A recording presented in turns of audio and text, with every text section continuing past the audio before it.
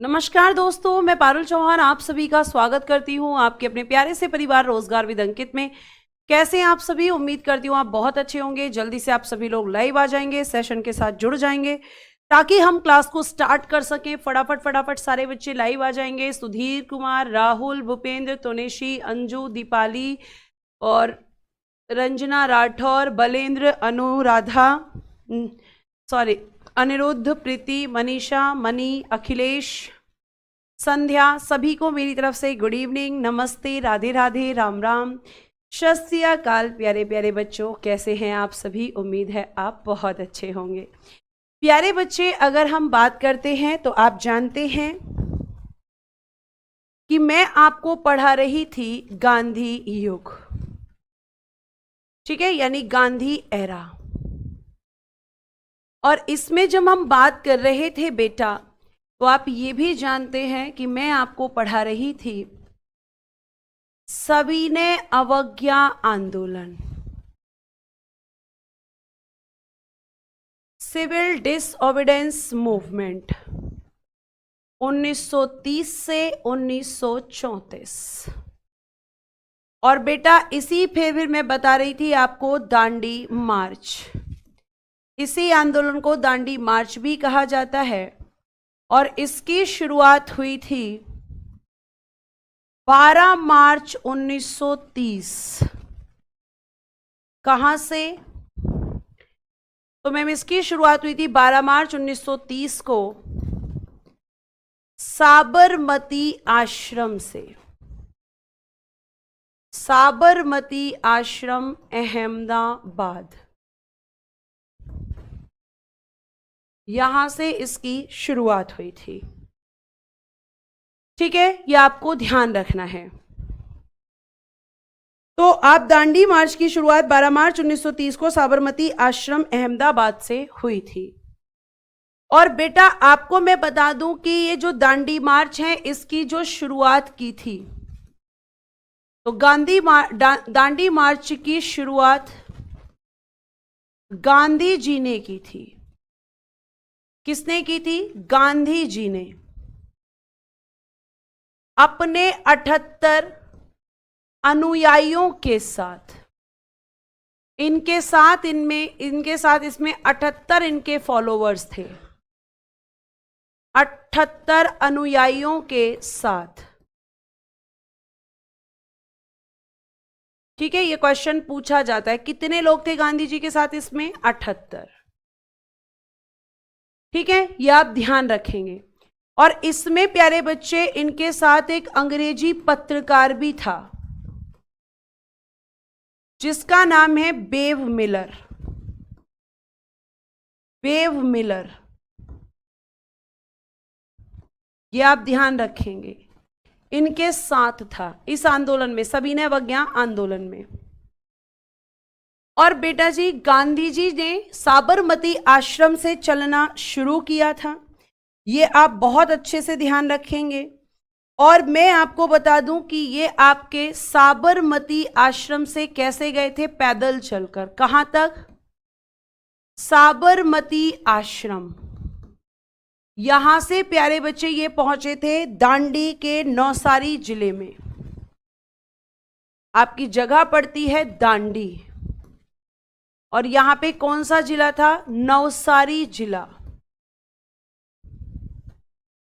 Navsari district. यहां पर ये पहुंचे। यहां पहुंचकर इन्होंने क्या किया? यहां पहुंचकर इन्होंने नमक कानून तोड़ा। नमक कानून तोड़ा, यानी इन्होंने ब्रिटिश सरकार से कहा कि नमक बनाना तुम्हारी मोनोपोली नहीं है, तुम्हारा एकाधिकार नहीं है, ये हर कोई बना सकता है, और नमक पे जो तुम टैक्स लेते हो वो भी तुम्हें नहीं लेने देंगे। तो ये नमक को लेकर था, है ना? तो हम कह सकते हैं अब ये जो इन्होंने यात्रा की थी, ये कैसी यात्रा थी? तो मैम ये पैदल यात्रा थी, पैदल यात्रा। ध्यान रखना, कैसी यात्रा थी मैम? पैदल यात्रा।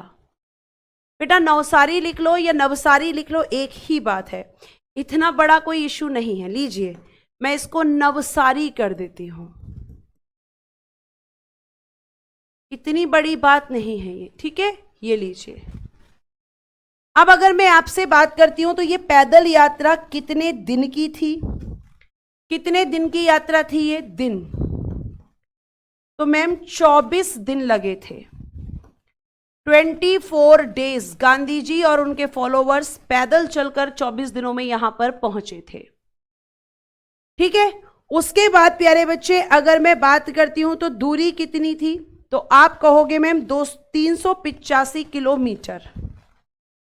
दूरी कितनी थी? 385 किलोमीटर। लेकिन अगर मील में पूछा जाए तो 241 मील। अगर आपका पूछा जाए दूरी मील में तो 241 और किलोमीटर में तो 385 किलोमीटर। मैम ये 12 मार्च 1930 को चले थे। यात्रा खत्म कब हुई थी? मतलब ये नवसारी जिला कब पहुंचे थे? तो 6 अप्रैल 1930 को। 6 अप्रैल 1930 को ये पहुंचे थे, ठीक है। 6 अप्रैल 1930 को मैम ये पहुंचे थे।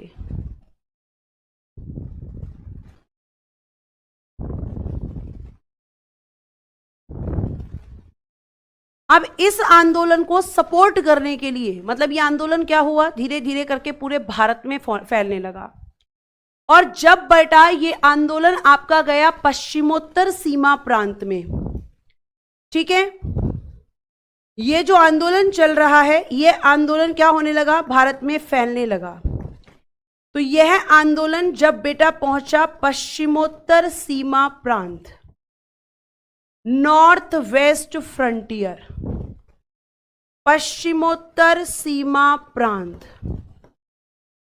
नॉर्थ वेस्ट फ्रंटियर, जब ये यहां पर पहुंचा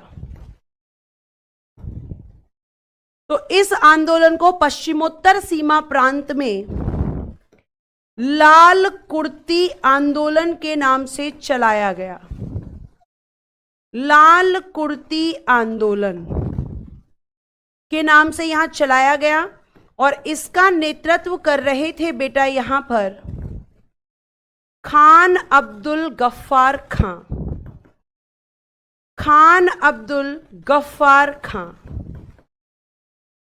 और बेटा जी ध्यान रखिएगा कि ये इन्हें क्या कहा जाता है, इन्हें कहते हैं सीमांत गांधी या फ्रंटियर गांधी, क्योंकि इनके विचार गांधी जी से काफी ज्यादा मिलते थे। तो इन्हें कहा जाता था कि ये फ्रंटियर गांधी हैं। ये आपको पता होना चाहिए, ठीक है। तो फ्रंटियर गांधी किसे कहते हैं? खान अब्दुल गफ्फार खान जी को। इन्होंने किस नाम से सविनय अवज्ञा आंदोलन को पश्चिमोत्तर सीमा प्रांत में चलाया था? लाल कुर्ती आंदोलन के नाम से, ठीक है। लाल कुर्ती आंदोलन कब चला था? 1930 में ही। इस आंदोलन को सपोर्ट करने के लिए इन्होंने चलाया था।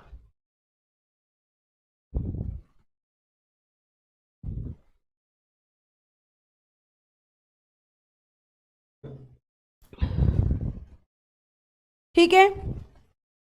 उसके बाद ये आंदोलन पहुंचा बेटा जी नॉर्थ ईस्ट इंडिया में, पूर्वोत्तर भारत में। पूर्वोत्तर Bharat, north east India, north east India, पूर्वोत्तर भारत। और यहां पे इसका जो नेतृत्व किया था यदुनाग या गाइडिनल्यू ने किया था। किसने किया था बेटा जी नेतृत्व? मैम एक थे यदुनाग जी और एक थी बेटा जी महिला गाइडिनल्यू। तो इन दोनों ने मिलकर पूर्वोत्तर भारत में किया था। फिर दक्षिण भारत, साउथ इंडिया में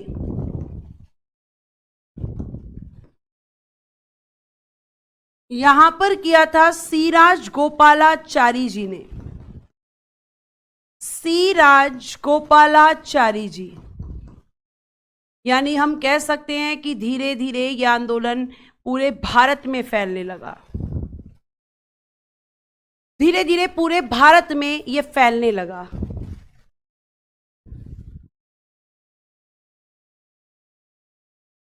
ठीक है, और जब ये भारत में फैलने लगा तो पूरे भारत में ये किस किसने नेतृत्व किया जानना जरूरी है।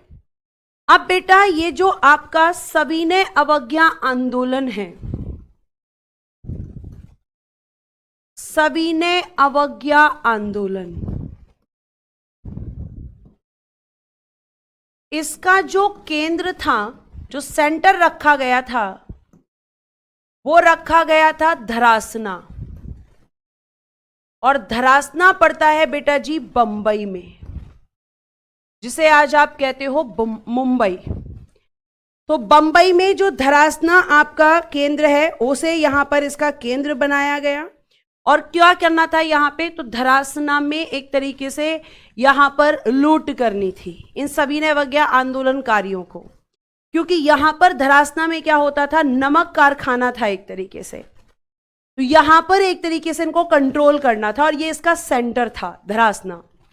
तो जब यहां पे धरासना पहुंचे, जब धरासना को लूटने की इन्होंने साजिश की, तो क्या हुआ धरासना में, ध्यान से सुनिएगा। जब हम बात करते हैं धरासना, तो धरासना जब पहुंचे तो धरासना में क्या हुआ, धरासना में हो गई गांधी जी की गिरफ्तारी। गांधी जी को कर लिया गिरफ्तार। ठीक है, 5 मई 1930, कहीं कहीं 4 मई भी लिखा मिल जाएगा। इनको गिरफ्तार कर लिया, 5 मई को प्राथमिकता देनी है, इन्हें अरेस्ट कर लिया। तो अभी तक आंदोलन का जो नेतृत्व कर रहे थे वो कौन कर रहे थे, गांधी जी, लेकिन इन्हें तो अरेस्ट कर लिया। अब इन्हें जब अरेस्ट किया तो इनको अरेस्ट कर लिया, फिर उसके बाद नेतृत्व किसने किया, उसके बाद में नेतृत्व करा अब्बास तैयब जी ने। अब्बास तैयब जी, लेकिन ब्रिटिश सरकार ने क्या किया, इन्हें भी गिरफ्तार कर लिया। और जब इन्हें भी गिरफ्तार कर लिया सॉरी, इन्हें भी गिरफ्तार कर लिया, तो उसके बाद नेतृत्व किया सरोजनी नायडू जी ने।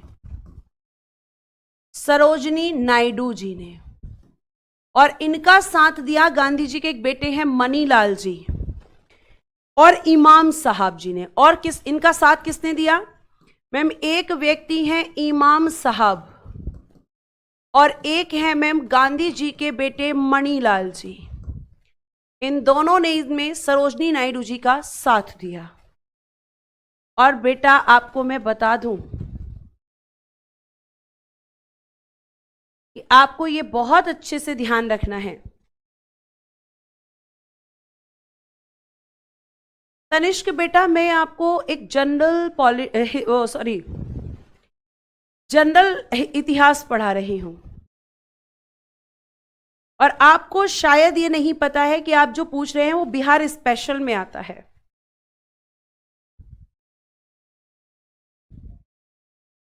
ठीक है, तो सरोजनी नायडू जी जो हैं वो आपकी कहां, आप मतलब उन्होंने नेतृत्व किया यहां पर, ये बात आप बहुत अच्छे से ध्यान रखेंगे। और ये भी ध्यान रखना कि गांधी जी को जब गिरफ्तार किया गया तो इन्हें रखा गया था यरवदा जेल में। ये क्वेश्चन पूछा जाता है, यरवदा जेल में, ये कहां पर है, पुणे में। यरवदा जेल पुणे में गांधी जी को रखा गया था।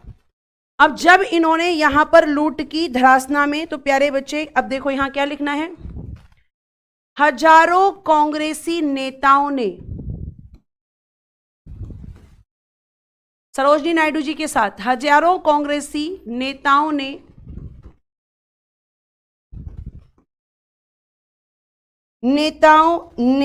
धरासना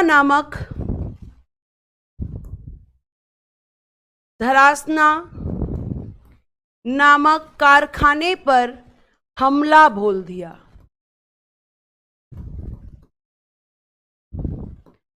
और जब इन्होंने हमला किया,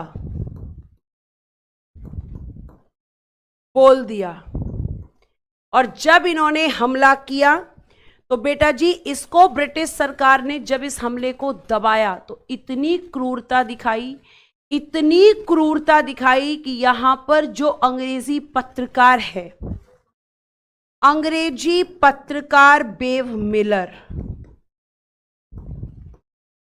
जो इस आंदोलन में गांधी जी के साथ था, बेव मिलर, ठीक है, इसने देखो क्या लिखा। बेव मिलर ने कहा कि धरासना जैसा भयंकर दृश्य, धरासना जैसा भयंकर दृश्य मैंने कभी नहीं देखा, मैंने कभी नहीं देखा। और बेव मिलर ने इसकी पिक्चर्स पूरी दुनिया के सामने रख दी और कहा कि यह है ब्रिटिश सरकार का असली चेहरा, ये ब्रिटिश सरकार का असली चेहरा है। ब्रिटिश सरकार भारत में भारतीयों पर क्रूरता दिखा रही है, दुष्टता दिखा रही है, इस तरीके से पीट रही है लोगों को जैसे जानवरों को पीटा जाता है। जानवरों को भी नहीं पीटेगा आदमी। कह रहे बेव मिलर कि मैंने इतना भयानक दृश्य अपने पूरे जीवन में कभी नहीं देखा जितना भयंकर दृश्य मैंने धरासना में देखा। और पूरी दुनिया के सामने बेव मिलर ने जो पिक्चर्स ली थी उनको जग जाहिर किया तो पूरी दुनिया में ब्रिटिश सरकार की क्रूरता की आलोचना की गई, क्रिटिसाइज किया गया।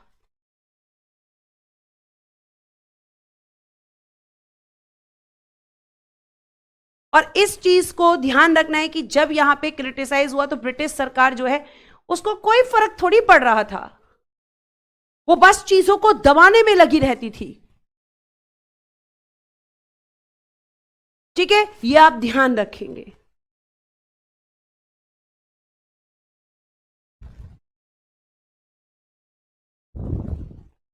अब जब यहां पर गांधी जी ने यह आंदोलन शुरू किया तो ब्रिटिश सरकार की अलग दुनिया है।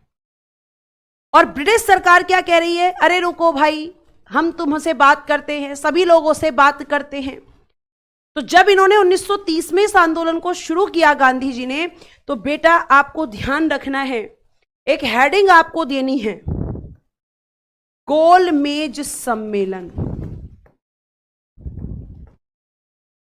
Round table conference, round table conference. British सरकार कह रही है कि भाई हम जो भी समस्याएं हैं इनको इन राउंड टेबल कॉन्फ्रेंस में समझाएंगे। राउंड टेबल कॉन्फ्रेंस क्यों कहते हैं, क्योंकि इस तरीके की राउंड टेबल थी, यहां पर ऐसे कुर्सियां लगी हुई थी और यहां लोग इस तरीके से बैठते थे इस सम्मेलन में, इसलिए इसको कहते हैं राउंड टेबल कॉन्फ्रेंस। और जब ये राउंड टेबल कॉन्फ्रेंस क्यों रखे हैं ब्रिटिश सरकार ने, ताकि किसी भी तरीके से ये रोका जा सके, इसे फेल किया जा सके और ब्रिटिश सरकार कामयाब भी होगी। जिस इरविन ने गांधी जी से बात नहीं की वो इरविन अब गांधी जी से बात करेगा। तो आपका जब ये गोलमेज सम्मेलन हुआ तो ये 3 हुए, तो जिसमें पहला वाला हुआ था 1930 में, जब ये आंदोलन चल रहा है। उसी साल प्रथम गोलमेज सम्मेलन होता है 1930 में, और ये कहां पर होता है, तो लंदन के सेंट जेम्स पैलेस में, लंदन के सेंट जेम्स पैलेस में।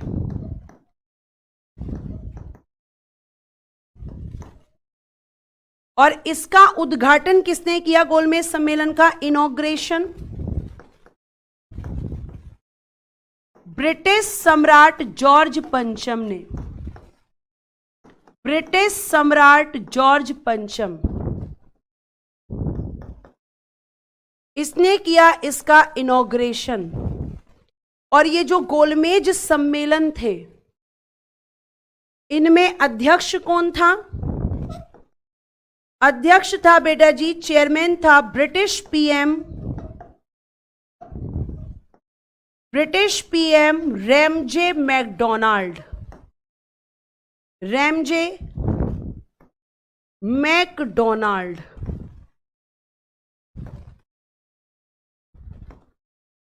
रैमजे मैकडोनाल्ड, फटाफट लिखिए यहां तक। अब गोलमेज सम्मेलन तो हो गया, लेकिन इनकी जो चाल है यहां पर ये नाकामयाब हो गई, क्योंकि जब ये गोलमेज सम्मेलन हुआ तो इंडियन नेशनल कांग्रेस आईएनसी ने भाग नहीं लिया। आईएनसी ने भाग ही नहीं लिया, आईएनसी की तरफ से कोई नहीं गया। अच्छा सॉरी बेटा, सम्मेलन में न रह गया है, ठीक है मैं ठीक कर देती हूं। सम्मेलन ये लीजिए बच्चे, आईएनसी ने भाग ही नहीं लिया, आईएनसी इसमें भाग लेने गई ही नहीं। अब इनका तो सारा काम बिगड़ गया कि भैया हम तो चाह रहे थे ये आए यहां पे किसी भी तरीके से बातों में फंसाएं और फंसेंगे भी, और गांधी जी की सबसे बड़ी गलती फिर यही मानी जाएगी कि यहां पे इनकी बातों पे विश्वास कर लिया। अब जब यहां पर प्यारे बच्चे ये सारी चीजें हुई और यहां पे आईएनसी नहीं आई और इनकी पूरी की पूरी चीजें फेल हो गई, तो भैया इरविन को बात की गई। इरविन कौन है इस समय? भारत का वायसराय। इरविन से बोला गया कि भाई किसी भी तरीके से आईएनसी को कन्विंस करो कि वो आकर गोलमेज सम्मेलन में भाग ले। अब इरविन को ऑर्डर पहुंच गया और यही वो समय है जब गांधी जी और इरविन के बीच समझौता होगा। अब समझौता कैसे होगा मैम? गांधी जी तो जेल में है, पहले गांधी जी को जेल से बाहर निकाला जाएगा, है ना, ताकि अच्छा इंप्रेशन बन सके। फिर गांधी जी से बात की जाएगी और इसी समय जो आपके, एक मिनट रुकना बेटा, बस 1 मिनट।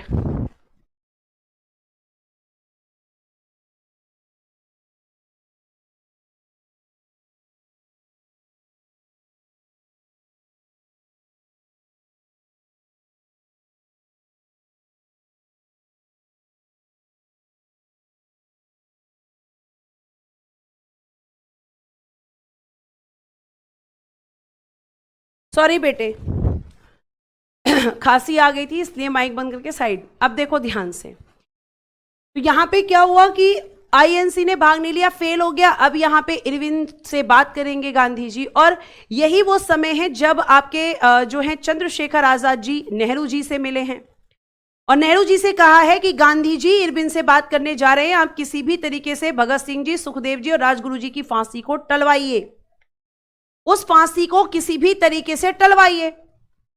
अब यहां पे गए हैं रिक्वेस्ट करने और गांधी जी इरविन से बात भी करते हैं, लेकिन यहां पर कुछ लोगों का कहना है कि गांधी जी ने उतनी मजबूती से वो बात रखी ही नहीं। लेकिन गांधी जी कहते हैं कि मैंने अपनी बात रखी थी, लेकिन मुझसे इस विषय में कोई बात नहीं की गई, और इरविन ने कहा था कि भाई इस चीज को लेकर आप जा रहे हैं ना लंदन, क्योंकि इरविन गांधी जी से लंदन जाने के लिए कहेगा गोलमेज सम्मेलन में भाग लेने के लिए, दूसरे वाले में, और साथ साथ इरविन कहेगा कि आप वहां जाओ और ये जो आंदोलन आपने चला रखा है इसको स्थगित कर दो, इसको बंद कर दो। गांधी जी दोनों बातों को मानेंगे, और जैसे ही वो फांसी पर आएंगे उन तीनों की बात करने, तो गांधी जी ने कहा कि मैंने बात की थी, लेकिन इरविन ने कहा कि आप वहां जाकर बात रखना। इरविन ने कोई बात नहीं करी, और यह कहा जाता है कि इरविन को ऊपर से ऑर्डर्स थे कि आप इन तीनों की फांसी को लेकर कोई बात नहीं करोगे। लेकिन और जो नेता हैं, सुभाष चंद्र बोस जी कहते हैं कि गांधी जी ने रखा ही नहीं मजबूती से, रखते तो होता। तो यहां कह सकते हैं कि एक तरीके से दो मत हैं। गांधी जी कहते हैं मैं जो कर सकता था मैंने किया, मैंने पूरा प्रयास किया। ठीक है, अब आ जाइए, कहानी सुन ली, अब आगे लिखो। अब प्यारे बच्चे क्या होगा सबसे पहले? अब मैम होगा गांधी इरविन समझौता। गांधी इरविन समझौता या गांधी इरविन पैक्ट, पैक्ट कह लो समझौता कह लो, एक ही बात है।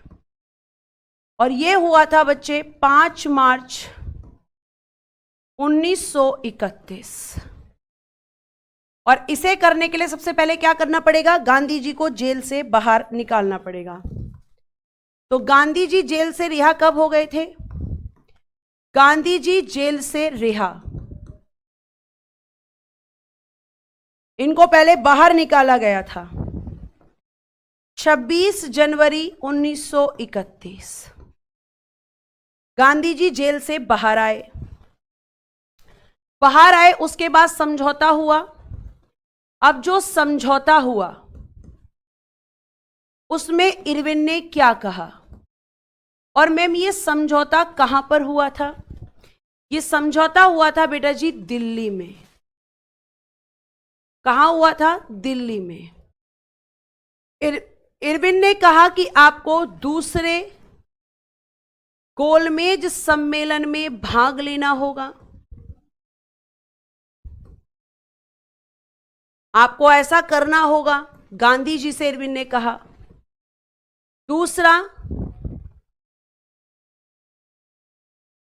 दूसरा कहा कि आपको सविनय अवज्ञा आंदोलन को बंद करना होगा। सविनय अवज्ञा आंदोलन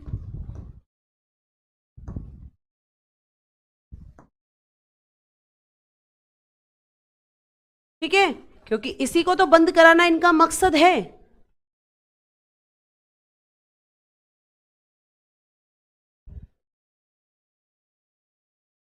ठीक है, तो देखेंगे आप यहां पे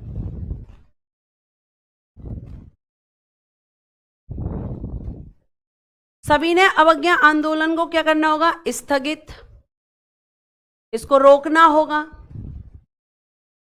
ये कहा इरविन ने। और बेटा जो गांधी जी हैं उन्होंने क्या कहा? गांधी जी ने कहा कि जिन लोगों ने हिंसा नहीं की है, जिन लोगों ने हिंसा नहीं की है,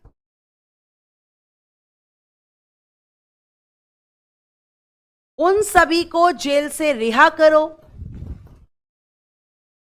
उन सभी को जेल से रिहा यानी जेल से फ्री करो, क्योंकि उनका कोई दोष नहीं है, उन्होंने कोई हिंसा नहीं की है।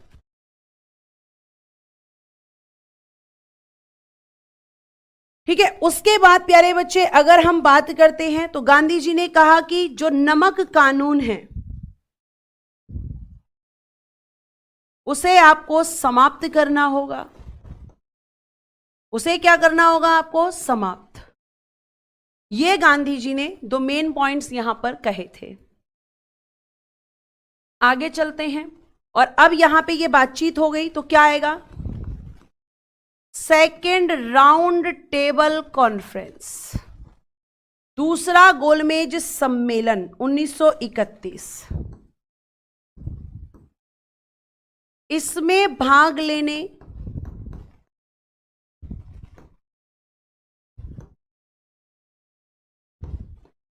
आईएनसी की तरफ से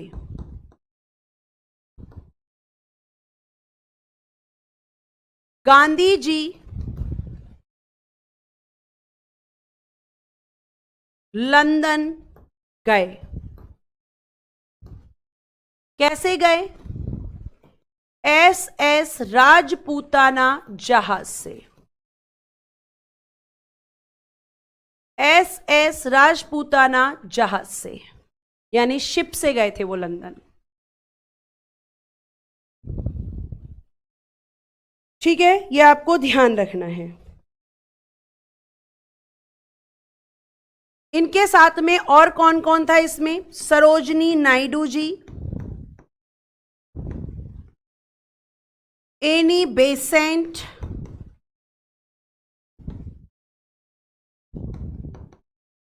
मदन मोहन मालवीय जी,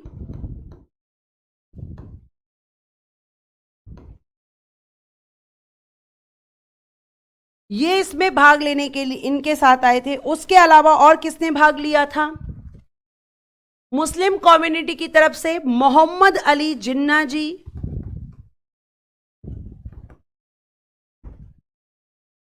दलितों की तरफ से डॉक्टर B.R. अंबेडकर जी। लिखिएगा, इन्होंने तीनों गोलमेज सम्मेलन में भाग लिया। इन्होंने तीनों राउंड टेबल कॉन्फ्रेंस में भाग लिया। किसने? B.R. अंबेडकर साहब जी ने। ठीक है, ये क्वेश्चन पूछा जाता है।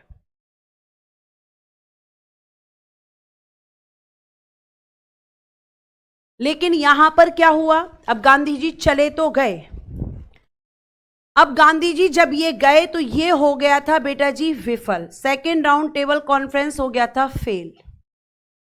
क्यों फेल हुआ था? पहला इसका फेल होने का यहां पे कारण था सांप्रदायिकता, क्योंकि B.R. अंबेडकर जी ने इसमें दलितों के लिए मुसलमानों की तरह पृथक निर्वाचक मंडल की मांग कर दी थी। तो यहां पे क्या हुआ था? मैम एक तरीके से हम कह सकते हैं यहां पर हुआ था सांप्रदायिक विवाद, यानी यहां पर हो गया था कम्युनल डिस्प्यूट। अंबेडकर जी ने कहा कि मुझे क्या चाहिए? दलितों के लिए पृथक निर्वाचक मंडल, यानी दलितों को हिंदुओं से अलग करने की बात हुई। यहां पर गांधी जी ने क्या कर दिया? गांधी जी ने कहा कि मैं ये कभी नहीं होने दूंगा, ये कभी नहीं होने दूंगा मैं। और गांधी जी ने इस बात को नहीं माना, यहां पे सहमति नहीं बनी। दूसरा, फिर यहां पे आईएनसी ने की थी, आईएनसी की स्वतंत्रता की मांग। इसको भी क्या कर दिया था? इसको भी मैम रिजेक्ट कर दिया ब्रिटिश सरकार ने। डिमांड ऑफ इंडिपेंडेंसी किसने रिजेक्ट की? ब्रिटिश सरकार ने। और ये इस कारण, ये दो कारण थे, एक तो सांप्रदायिकता और दूसरा स्वतंत्रता की मांग, जिसके कारण ये आपका सेकेंड राउंड टेबल कॉन्फ्रेंस विफल हुआ और गांधी जी यहां से वापस चले गए। और जब गांधी जी यहां से वापस गए तो उन्होंने कहा कि मैं भले ही लंदन से खाली हाथ आया हूं,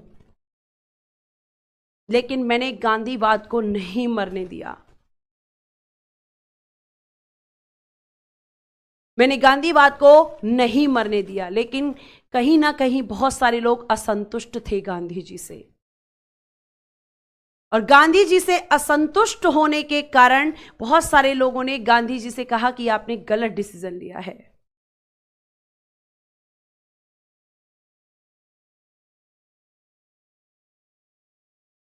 ठीक है, तो ये आप ध्यान रखेंगे, यहां पर ये आपको पता होना चाहिए। अब लिखिएगा, फिर यहां के बाद क्या हुआ? मैम गांधी जी वापस आए, गांधी जी भारत वापस आए। और जब भारत वापस आए बेटा, तो इन्होंने आकर फिर आंदोलन को शुरू करना चाहा, लेकिन इन्हें अरेस्ट कर लिया गया।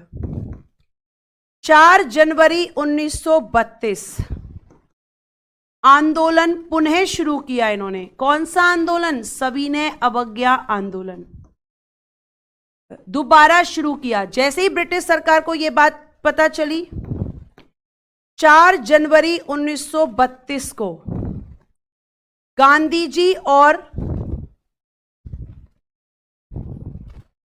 1932 को गांधी जी और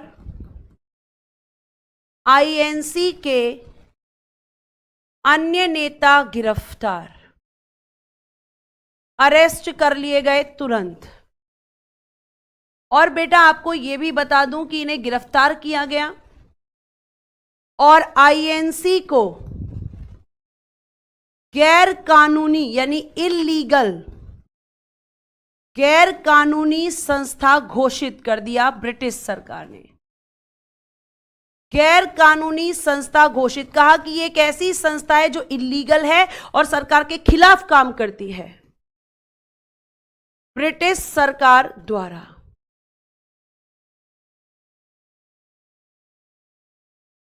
क्योंकि इसको कुछ करना थोड़ी था, इसको तो बस आंदोलन बंद करवाना था।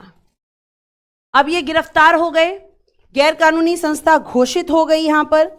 अब क्या हुआ बेटा जी, इस वजह से आंदोलन हुआ कमजोर, क्योंकि गांधी जी और नेता आपके गिरफ्तार हो गए। आंदोलन कमजोर हुआ, वीक पड़ा। कमजोर हुआ तो कांग्रेस ने क्या किया, 1933 में आईएनसी ने आंदोलन को सस्पेंड किया, पहले आंदोलन को निलंबित किया, सस्पेंड किया, सस्पेंड। और उसके बाद 1934 में आईएनसी ने इस आंदोलन को खत्म कर दिया। 1934 में आईएनसी ने आंदोलन को समाप्त कर दिया। इस तरीके से यह आंदोलन खत्म हो गया और यही ब्रिटिश सरकार का उद्देश्य था, यही ब्रिटिश सरकार का उद्देश्य था।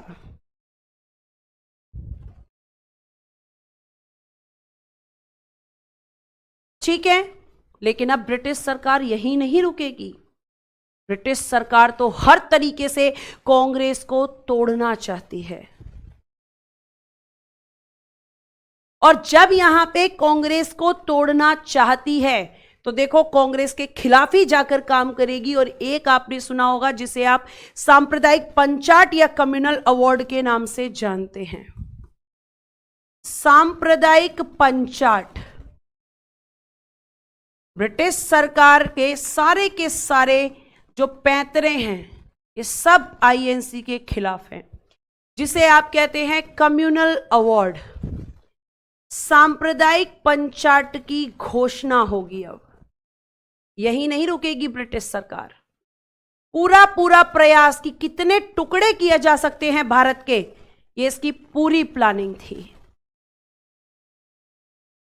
ठीक है, तो कम्युनल अवार्ड की क्या की जाएगी यहां पर घोषणा। पहला क्वेश्चन, कब की गई थी, तो घोषणा की गई थी बेटा जी 16 अगस्त 1932 को।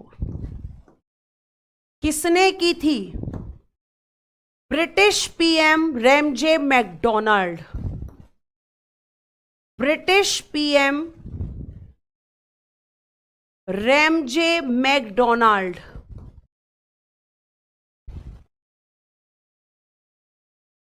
इसने की थी। और इसमें क्या घोषणा की गई थी, घोषणा क्या थी, दलितों को हिंदुओं से अलग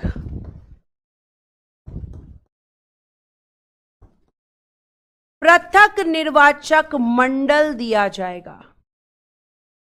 पृथक निर्वाचक मंडल, separate electoral college, separate electoral college, यानी दलितों को केवल दलित ही चुनेंगे, मुसलमानों की तरह। पहले मुसलमानों को दिया और अब हम इनको दे रहे हैं, दिया जाएगा। और जैसे ही गांधी जी को इस बात का पता चला, गांधी जी ने कहा कि मैं मर जाऊंगा लेकिन इस भारत के और टुकड़े नहीं होने दूंगा। और जिस समय यह घोषणा की गई है उस समय गांधी जी पुणे की यरवदा जेल में हैं और गांधी जी ने कर दिया आमरण अनशन।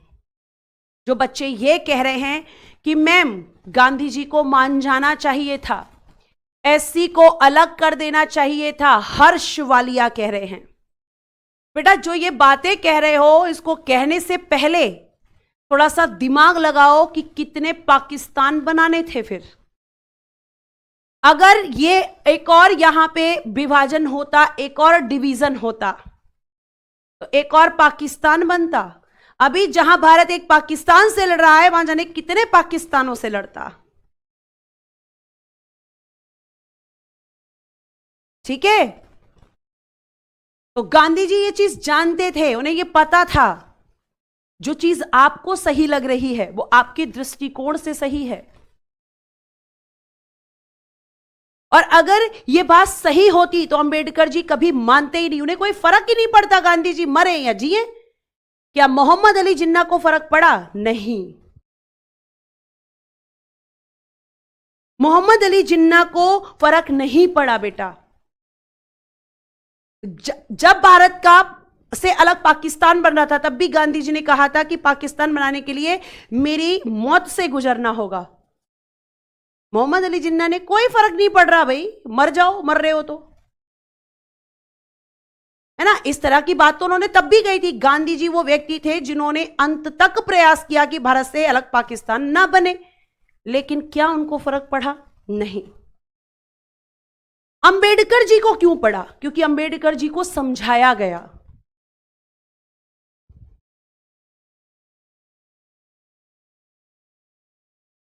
अंबेडकर जी से कहा गया कि भाई यूनिटी रखनी है, एकता रखनी है, आपको इनकी सिक्योरिटी चाहिए ना, हम देंगे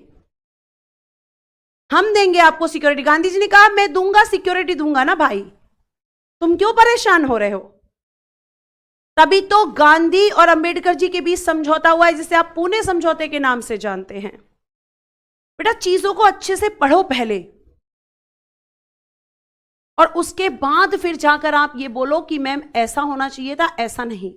विचारधाराएं आपकी हो सकती हैं। बहुत सारे बच्चे यहां लिख रहे हैं गांधी जी अपनी सोचते थे, गांधी जी गलत हैं, अंबेडकर जी सही थे, अंबेडकर जी गलत थे, ऐसे ऐसे कमेंट आ रहे हैं। आप सही और गलत का डिसीजन तब करो, पहले जाकर चीजों को अच्छे से पढ़ो। गांधी को पहले जाकर पढ़ो, तब गांधी को गलत और सही कहना। सुनी सुनाई बातों से गलत और सही का अंदाजा मत लगाओ। आप मत लगाओ अंदाजा। हमें नहीं पता उस समय क्या सिचुएशंस थी, उस समय क्या कंडीशंस थी। हम आरोप लगा देते हैं कि गांधी जी ने भगत सिंह जी, सुखदेव जी और राजगुरु जी की फांसी को नहीं टलवाया, लेकिन क्या सच में गांधी जी के हाथ में उतनी ताकत थी? ऐसा तो था नहीं कि ब्रिटिश सरकार गांधी जी को बुलाती थी, आ जाओ जो तुम कहोगे वो मैं कर दूंगी।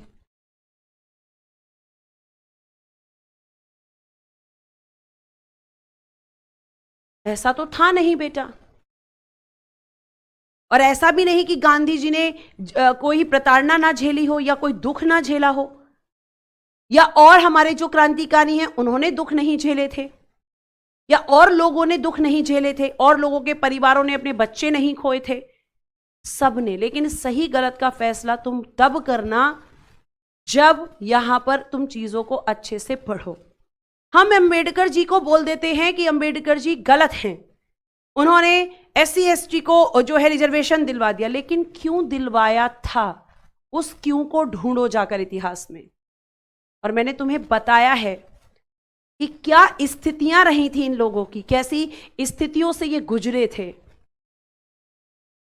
महिलाओं को, दलितों को विशेष अधिकार दिए जाते हैं, क्यों? आकाश कुमार मेरी कास्ट पे आ गए कि मैम जो है, मैम की कास्ट क्या है? डेली तो मैं बोलती हूं मेरा नाम पारुल चौहान है।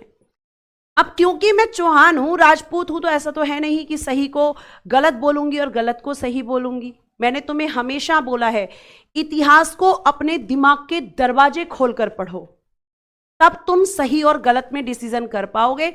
अगर जाति और धर्म से चीजों को जोड़ोगे तो तुम डिसीजन नहीं ले पाओगे। हम एकदम बोल देते हैं कि मोहम्मद अली जिन्ना जैसे लोगों ने पाकिस्तान बना दिया, लेकिन इसी भारत में ऐसे भी लोग थे मुस्लिम कम्युनिटी के जो हमेशा आपके भारत में रहे और उन्होंने सही का साथ दिया। इतिहास बहुत इंटरेस्टिंग विषय है, लेकिन वो इंटरेस्टिंग तब है जब तुम अपने दरवाजे खोलोगे दिमाग के।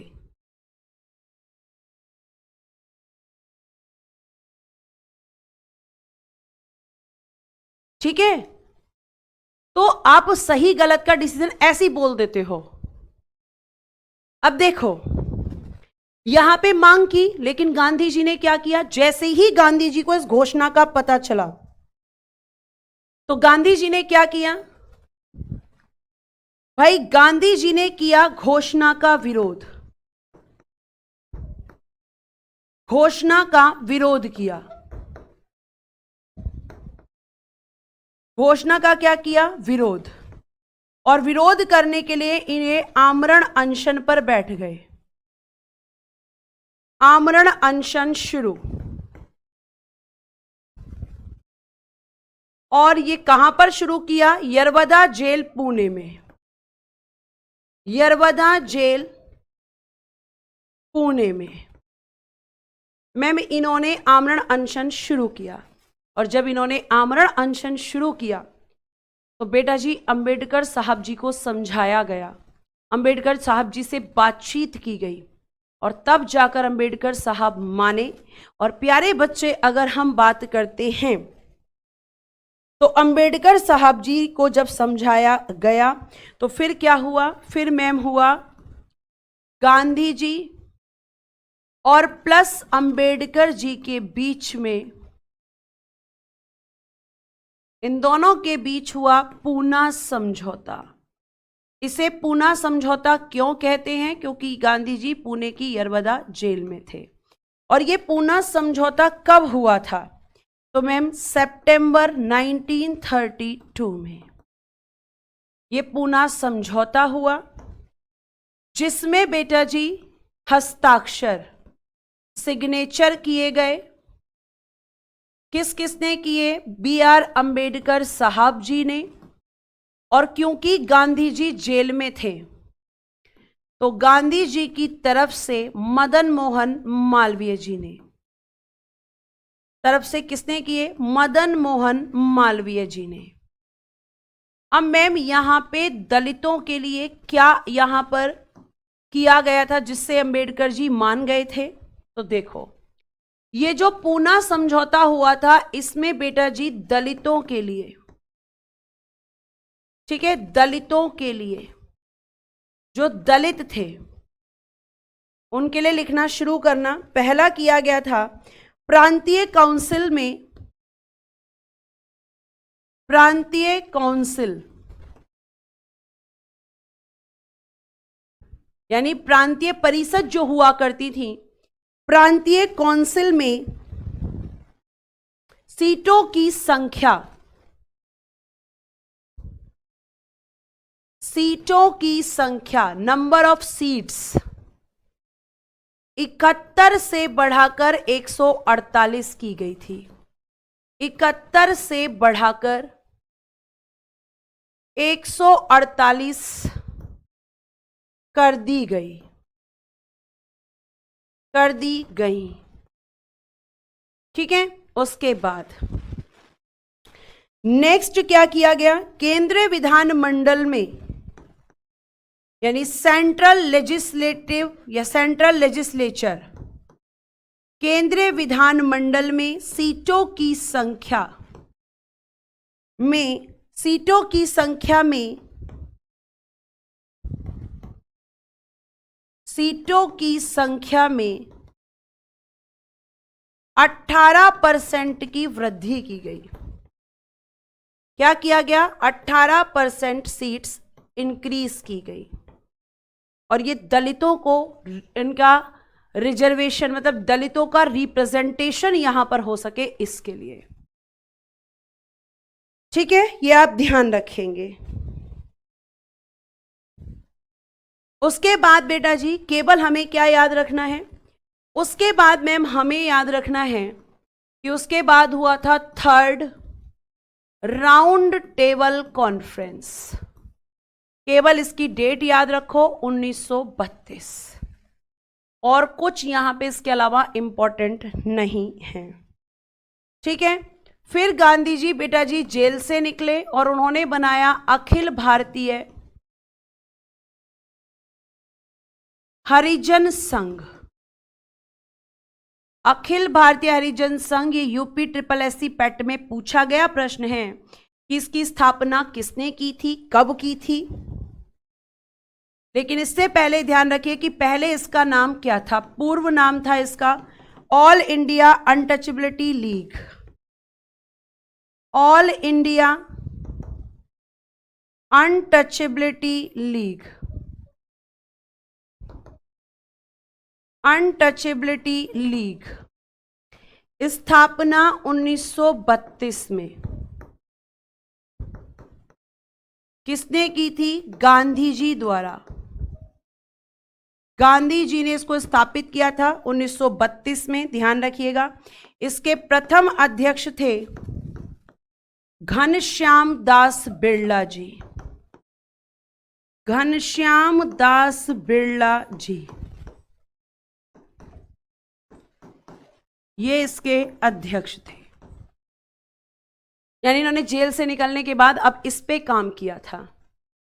रणवीर सिंह जी, किसमें आपने 1931 बता रहे हैं, बताइए किसके लिए आप 1932 कह रहे हैं? अब कल मैं आपको पढ़ाऊंगी एक्ट ऑफ 1935। मोनिका जी, दलित, निम्न जाति, ये जो वर्ड यूज हुए इतिहास में, ये SC ST के लिए किए गए हैं।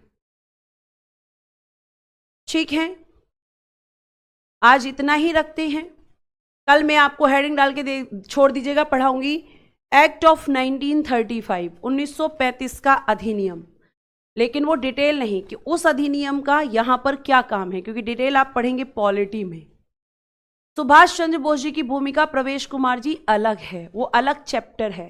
कल ये खत्म होगा गांधी युग, परसों सुभाष चंद्र बोस जी के बारे में हम शुरू करेंगे। ठीक है बेटा, ठीक है, आज के लिए हम इतना ही रखते हैं। Thank you so much, bye bye, take care and good day everyone, sorry good night everyone. जय हिंद, जय भारत। हंसते रहो, मुस्कुराते रहो और हमेशा खुश रहो।